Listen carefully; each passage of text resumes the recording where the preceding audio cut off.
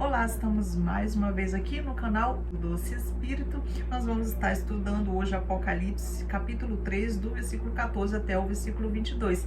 E antes de nós começarmos esse estudo, eu queria lhe convidar a seguir o nosso canal, a compartilhar os vídeos nos seus grupos de Telegram, de WhatsApp, de Instagram, do Facebook, todos os amigos que você tem, que você acha que possa se interessar por conhecer mais a palavra de Deus. Você pode estar compartilhando esse vídeo. Também, se você comentar, ajuda muito no canal. Vamos lá. Apocalipse capítulo 3, do 14 ao 22, vai dizer o seguinte: ao anjo da igreja de Laodiceia escreva o seguinte: esta é a mensagem do Amém, da testemunha fiel e verdadeira, daquele por meio de quem Deus criou todas as coisas. Eu sei o que vocês têm feito, sei que não são nem frios nem quentes, como gostaria que fossem uma coisa ou outra. Mas porque são apenas mornos, nem frios nem quentes, vou vomitá-los da minha boca.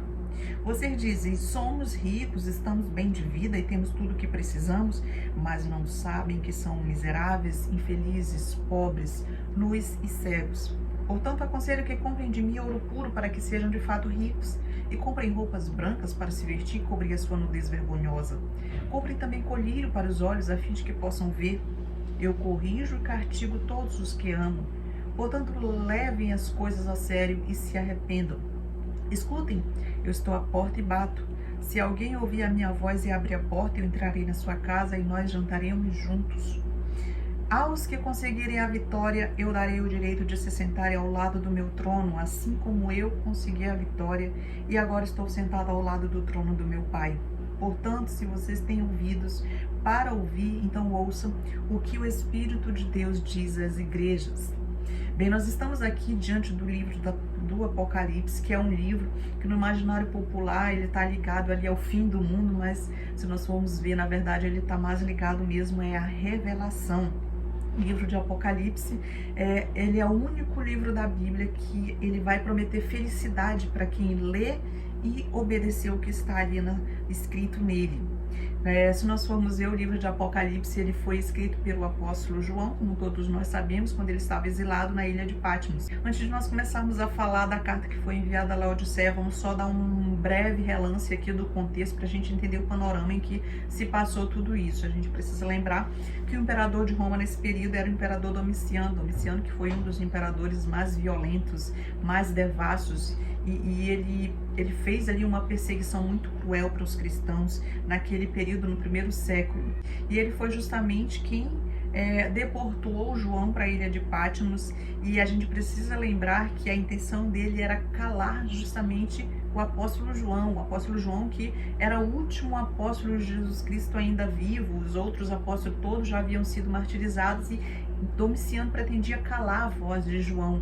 E justamente foi na ilha de Patmos onde o imperador achou que calaria João Batista. Foi ali que João recebeu uma revelação, foi ali que João recebeu uma visão. Ou seja, Deus deu a revelação do seu plano a Jesus, que por sua vez deu a João, que por sua vez passou as 7 igrejas ali da Ásia Menor, que por sua vez também passou para todos os cristãos através da história, através dos tempos, chegando até nós, os cristãos da atualidade. E aí a gente vê que quando se fecharam todas as portas para João aqui na terra, quando ele já não tinha mais possibilidade de pregar esse evangelho de Jesus Cristo, quando as portas se fecharam aqui na terra, uma porta se abriu no céu para ele. Foi quando ele foi levado pelo Espírito, foi dominado pelo Espírito, e ele ouviu uma voz que era como uma voz de trombetas, e essa voz dizia: tudo que você vê, escreva num livro e envie esse livro às 7 igrejas que estão nas 7 cidades, que são Éfeso,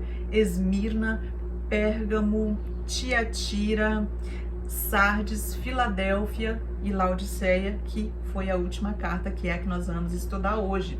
Antes de nós começarmos a falar, também é interessante lembrar que igreja nesse período era todo o ajuntamento, ou seja, era qualquer lugar onde as pessoas se reuniam, ou seja, as pessoas se reuniam na casa de pessoas, na casa de um irmão, depois na casa de outro. Então esse ajuntamento de pessoas era chamado de igreja, porque as igrejas que nós conhecemos hoje, esse tipo de igreja ela só começou a ser construída no século IV. E o conteúdo dessas cartas, ele continha tanto elogios quanto críticas e repreensão às igrejas. Então, sabendo disso, pequeno contexto, esse pequeno panorama, a gente vai dividir essa leitura que nós fizemos do versículo 14 até o versículo 22. Nós vamos dividir em 3 fases essa carta enviada a Laodiceia.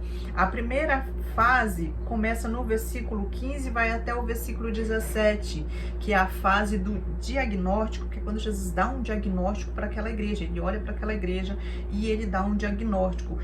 A segunda fase que nós vamos encontrar aqui vai do versículo 18 até o versículo 20, que vai falar do apelo. Jesus já deu o diagnóstico para aquela igreja, agora ele vai fazer um apelo para aquela igreja. E a terceira fase que nós vamos encontrar aqui nesta carta vai do versículo 21 até o versículo 22, que é justamente a fase da promessa. Jesus já deu o diagnóstico, Jesus já fez um apelo e agora ele faz uma promessa, que é a última fase. Então ficaremos divididos em 3 fases. Bem, a igreja de Laodiceia foi a que recebeu a 7ª e última carta que foi enviada às igrejas. E a gente precisa lembrar que a igreja de Laodiceia era uma igreja muito rica, era uma igreja que tinha uma postura muito elevada e eles tinham uma autoestima bem alta, bem elevada. Tanto que a gente consegue notar isso, leia aí comigo, acompanha comigo, no versículo 17, que é quando eles falam de si mesmos, eles se olham no espelho e falam de si mesmos. A igreja de Laodiceia fala: somos ricos, estamos bem de vida. Então, das 7 cidades que foram enviadas cartas, Laodiceia era justamente a mais rica de todas, mas nem por isso tornava-se a mais querida, a preferida de Cristo. Tanto que a carta de Laodiceia, enviada a Laodiceia, foi a única carta das 7 cartas enviadas às igrejas, foi a única que não tem nenhum elogio, só tem críticas. Lá só tem advertência, não tem nenhum elogio. E é interessante notar também nas cartas que foram enviadas às igrejas, que nelas, em todas elas, nas 7 cartas, lá se repete um bordão. E esse bordão aqui, na igreja de Laodiceia, nós vamos encontrar no versículo 15, que é quando diz: eu conheço as tuas obras, eu sei as tuas obras. Ou seja, para nós hoje seria mais ou menos assim: aquilo que o seu pai não sabe, Deus está dizendo para vocês: eu conheço as tuas obras. Aquilo que a sua mãe não sabe, Jesus está dizendo: olha, eu conheço as tuas obras. Aquilo que a sua esposa não sabe, Jesus está dizendo: eu sei as tuas obras. Aquilo que teu marido não sabe, Jesus está dizendo: eu conheço as tuas obras. Aquilo que o teu pastor não sabe, aquilo que o teu dirigente não sabe, aquilo que o teu líder não sabe, Jesus está dizendo: eu conheço as tuas obras. O que Jesus está dizendo é: olha, por mais que vocês saibam que eu sou o Deus Todo-Poderoso e que posso todas as coisas, ele está lembrando para todas as 7 igrejas: olha, ninguém pode esconder nada daquele cujos olhos são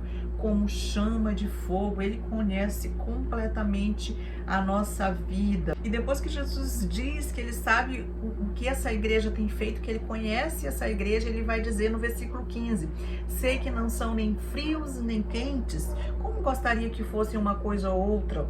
O 16 vai dizer: mas porque são apenas mornos, nem frios nem quentes, vou logo vomitá-los da minha boca.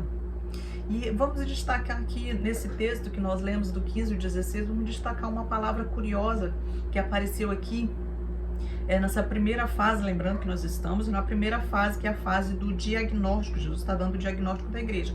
Vamos destacar aqui essa palavra curiosa, que é a palavra morno. Vamos destacar a palavra morno. E a gente se pergunta: por que será que Jesus usou essa figura morno? A gente precisa lembrar que as águas de Laodiceia eram mornas porque as águas de lá vinham de termas, ou seja, era uma terra que tinha água quente por natureza. Assim como no Brasil nós temos o nosso Rio Quente, lá em Goiás, a cidade de Rio Quente, Goiás, que possuem águas termais, Laodiceia também possuía suas águas termais, águas que eram mornas e que eram salobras. Inclusive até os dias de hoje, se você pode ver vídeos na internet e você pode comprovar que as águas dos hotéis lá da cidade onde ficava localizada Laodiceia, as águas de lá das torneiras dos hotéis, elas são mornas e salobras, ou seja, elas dão ânsia.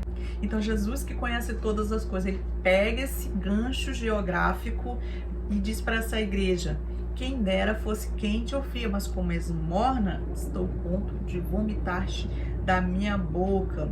E agora Jesus olha para essa igreja que ele já disse, eu conheço as tuas obras, e ele dá um diagnóstico sombrio em seguida, que está na parte B do versículo 17. Tu és miserável, infeliz, pobre, cego e nu. E aqui nós vemos que Laodiceia era rica aos olhos dos homens, mas era pobre aos olhos de Deus. Esse foi um dos diagnósticos que Jesus deu para a igreja de Laodiceia. E a palavra de Deus diz aqui, justamente aqui em Apocalipse capítulo 1, você vai encontrar que a palavra de Deus diz que Jesus anda no meio dos 7 candelabros.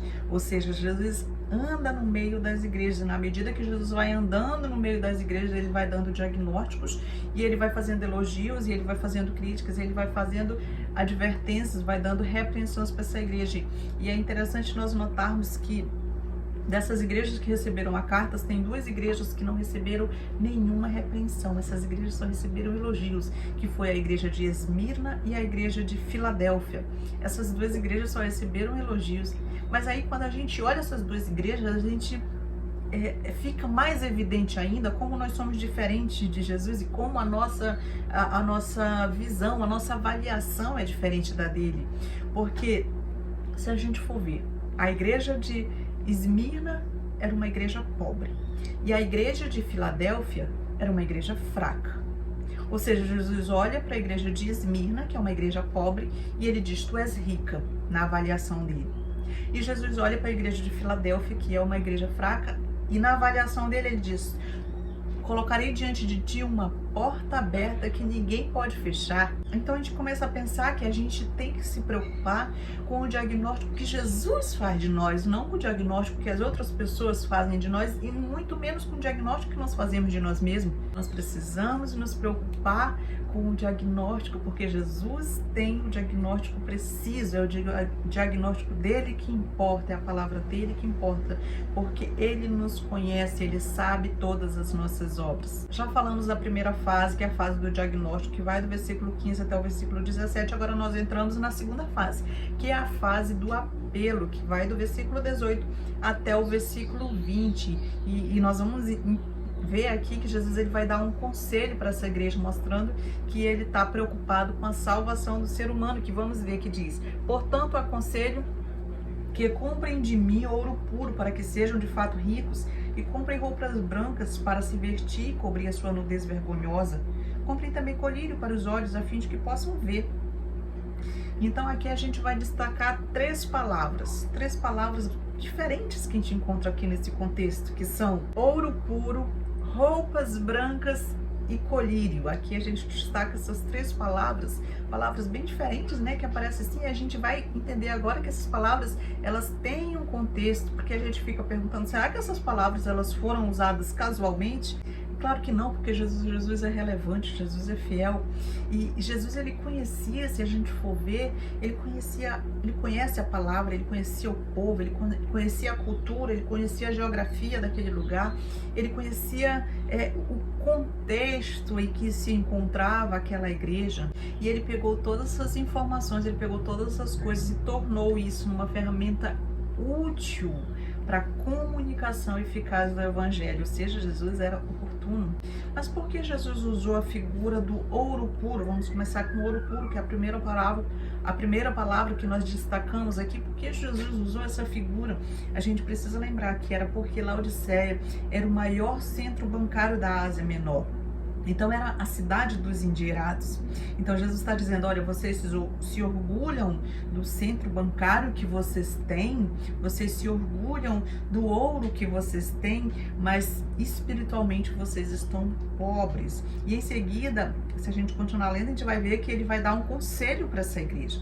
Em seguida que ele fala isso, que ele mostra como aquela igreja está espiritualmente, ele aconselha, dizendo que eles devem comprar ouro puro dele, de Jesus, para serem de fato ricos. E a gente sabe que ouro puro, ele está ligado ali à moral, à ética santa, está ligado também aos verdadeiros tesouros espirituais, né? E a segunda palavra que nós destacamos aqui é justamente roupas brancas. Por que Jesus usou a figura das roupas brancas? A gente precisa também lembrar que a cidade de Laodiceia era o maior centro têxtil da Ásia Menor. Essa cidade ela era conhecida por produzir a lã negra, que era uma lã muito cara, que era uma lã que era usada como se fosse uma espécie de padrão de moda naquele tempo. E Laodiceia, se nós formos trazer assim um comparativo com a nossa atualidade para a gente contextualizar melhor, Laodiceia e Roma eram como se fosse hoje a nossa Paris e Milão na área da moda. Tanto elas se destacavam nesse setor da moda.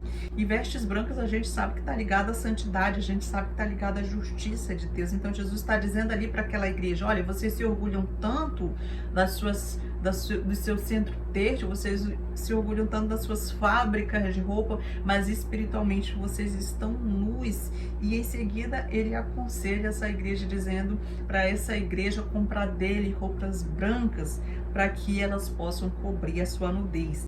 E a outra palavra que a gente destacou aqui foi colírio. Por que Jesus usou a figura do colírio?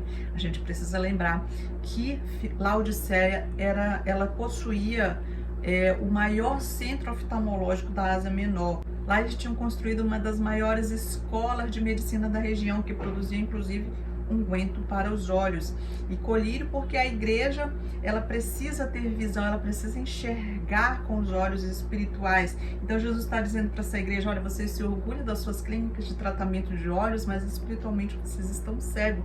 E em seguida ela já dá o conselho: aconselho vocês a comprarem de mim colírio para que vocês possam ver.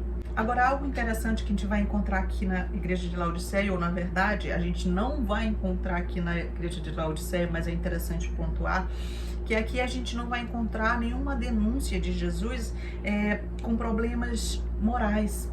A gente não vai encontrar aqui nenhuma denúncia de Jesus com escândalos. Aquela igreja Jesus não denunciou aquela igreja por escândalos. Naquela igreja a gente não vai encontrar nenhuma denúncia de pobreza. Aquela igreja era uma igreja muito rica.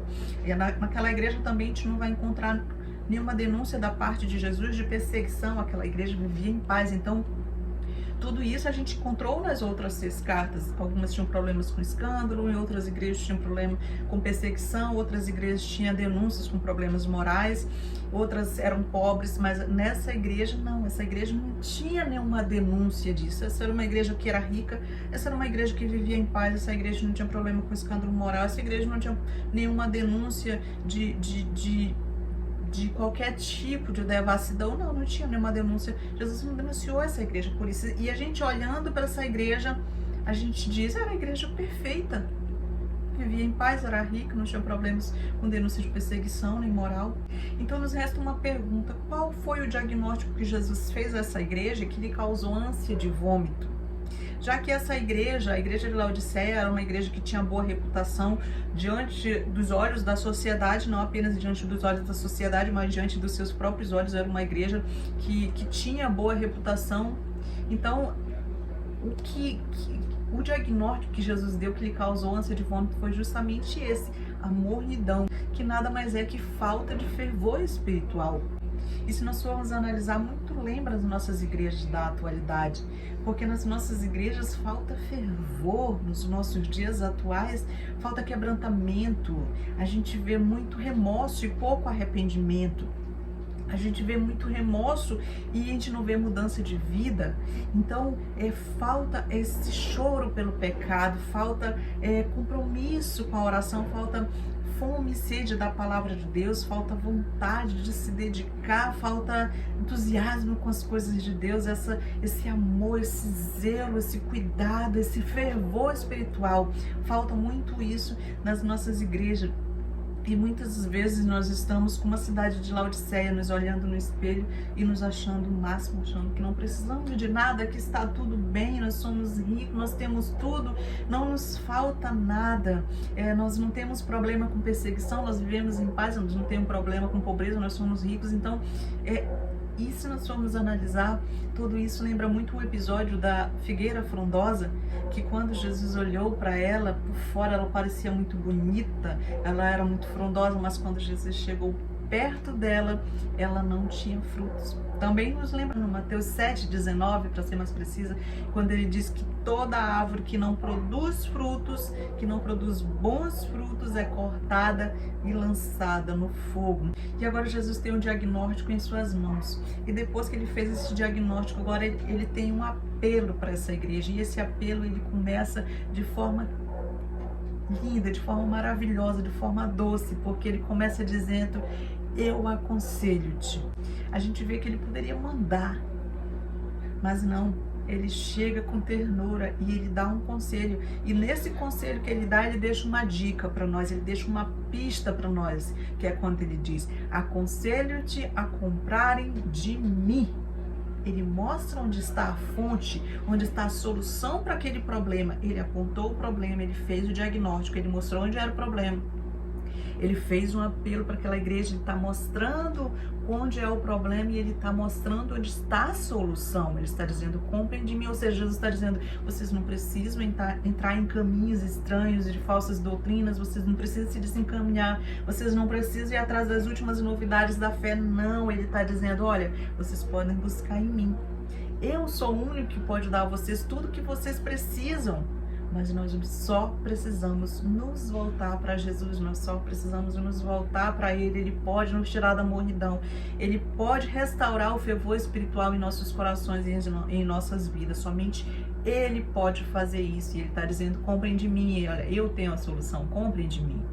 Jesus venceu a morte, ele ressuscitou, e quando ele chegou lá, Deus, o seu Pai, deu para ele um presente que foi o seu Espírito, o doce Espírito. Ele entregou para Jesus. E normalmente nós, como seres humanos, quando recebemos um presente, nós queremos ficar para nós: meu presente, não compartilhe com ninguém. Mas Jesus não, Jesus ele recebeu aquele lindo presente. E o que ele fez? Ele não ficou para si, ele pegou e entregou para a sua igreja esse presente, esse precioso presente que é o doce Espírito Santo.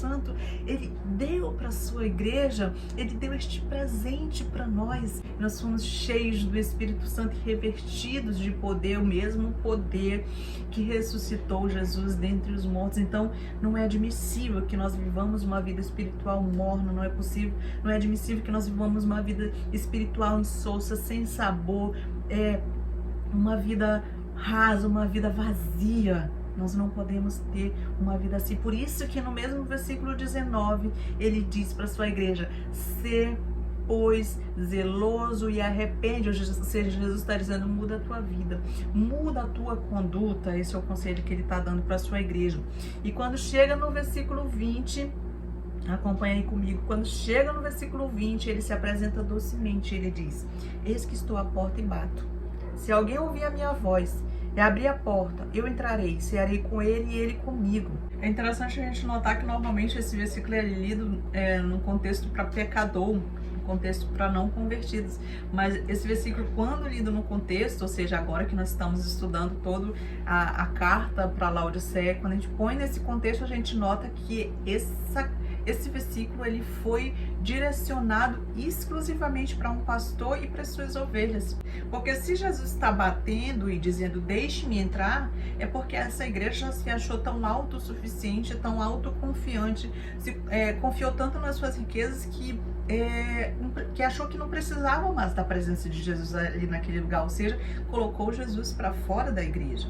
E trazendo para a nossa atualidade, hoje em dia a gente faz um panorama geral, a gente dá uma olhada geral na igreja, e a gente nota que o modernismo, que a secularização entrou na igreja de uma tal forma que muitas vezes você percebe que Jesus ficou do lado de fora. Porque hoje em dia a modernidade, a secularização encheu a igreja, e muitas vezes a essência principal é deixada de lado, ou seja, a santidade, ou seja, a cultura santa, a cultura do reino, ela é deixada de lado, ela é deixada do lado de fora. E a única maneira de nós sairmos dessa mornidão, a única maneira da igreja sair da mornidão, dela conseguir voltar ao fervor espiritual, é sentando na intimidade da mesa. Por isso que Jesus chama para cear.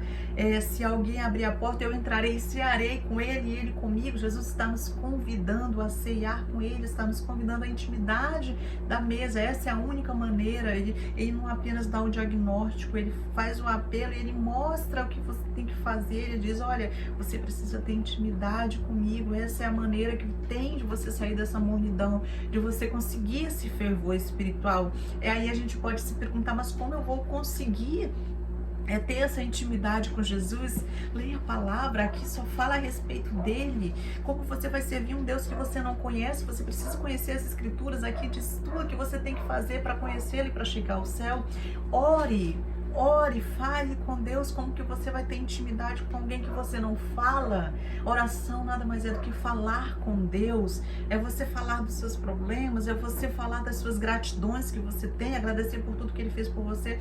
Ore a Deus, crie essa intimidade à mesa que Jesus está te chamando para cear com Ele. Tenha intimidade com Deus, tenha fome da palavra, tenha fome e sede de Deus. E depois desse apelo, Jesus vai fazer agora uma promessa. E aqui nós chegamos na terceira e na última fase. Já passamos da fase do diagnóstico, já passamos da fase do apelo e agora nós estamos na fase final, que é o versículo 21 e 22, que é quando Jesus vai fazer uma promessa e Ele vai dizer assim: ao vencedor dar-lhe-ei sentar-se comigo no trono, como eu venci e sentei com meu Pai no seu trono.